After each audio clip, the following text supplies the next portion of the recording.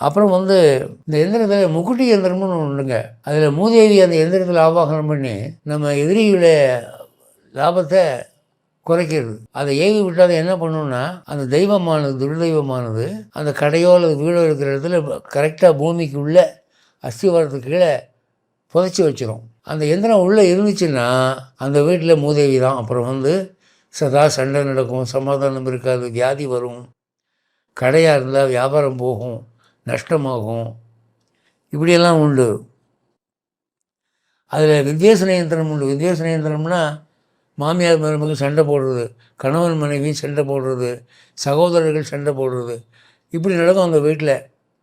ஒருத்தருக்கு ஒருத்தர் எப்படி தோணும்னா, மற்றவங்க பேசுகிற பேச்சு குற்றமாக தெரியும் இவங்களுக்கு.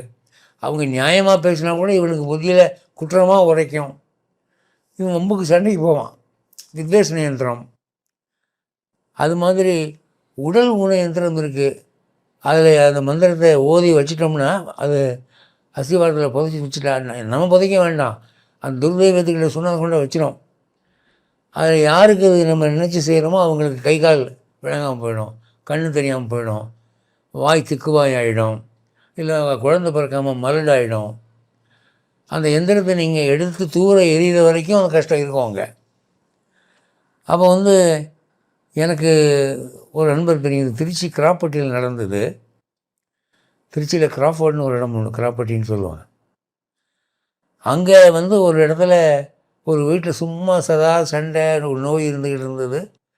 அது ஒரு விவரமான மந்திரவாதிகிட்ட போய் பார்த்தபோது, அங்கே ஒருத்தன் எந்திரத்தை புதைச்சி வச்சுருக்கான், அதை எடுத்துட்டிங்கன்னா சரியாக போகும் அப்படின்னு. அது எப்படி முழு வீட்டுடைய அஸ்திவாரத்தையும் தோன்ற முடியுமா? எங்கே இருக்குன்னு எப்படி தெரியும்? அதுக்கு என்ன பண்ணுறதுன்னு கேட்டபோது அந்த மந்திரவாதி என்ன சொன்னால், நான் ஒரு குறிப்பிட்ட நாள் அன்றைக்கி வர்றேன், அதை நான் கண்டுபிடிச்சி கொடுக்குறேன்னா. அவன் வந்தான்.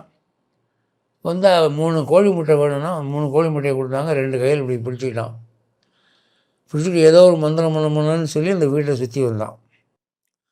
ஒரு குறிப்பிட்ட இடத்துக்கிட்ட வந்த உடனே அந்த 3 முட்டையும் உடையிற சத்தம் கேட்டுச்சு.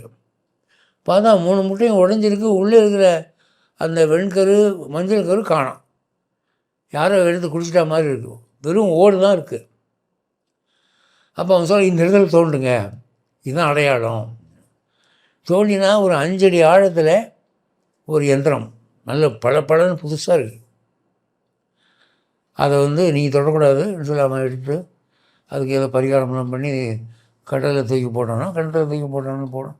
அதுக்கப்புறம் அந்த குடும்பத்தில் அந்த பிரச்சனையெல்லாம் இல்லை. அப்போ இப்படி துஷ்ட யந்திரங்களும் இருக்குது.